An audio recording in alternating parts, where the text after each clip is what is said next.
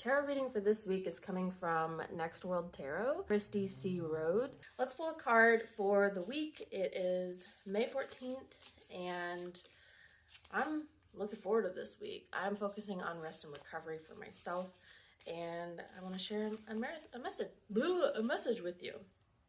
So this card is the World. It is number 21, the major arcana. The card also says Earth, Capricorn, and Saturn. We have a person who is draped in some purple fabric.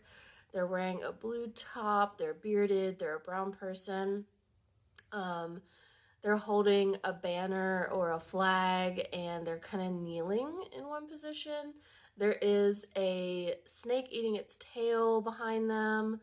There's some other imagery like a fish, fire, flower, and a diamond. And the World, I'm going to read from the book because I'm not too familiar with this card. One less cycle down the drain as we embrace every corner of our brain. The world was told they were not enough, but they scoffed at the bullshit and integrated every part of themselves into the complex goddess they were meant to be. The world smashes our fear of self, clouded intuition, toxic reactions to chaos, and lack of agency.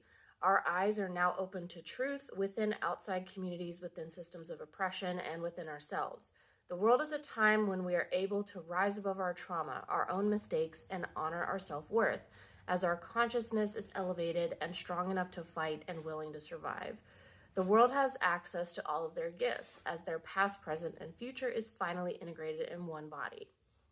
Allow me to turn the page. Whether the world represents a grand scheme or a small decision, we can now overcome the use of self-sabotage, lies, games, and manipulative projections of our own struggle to heal.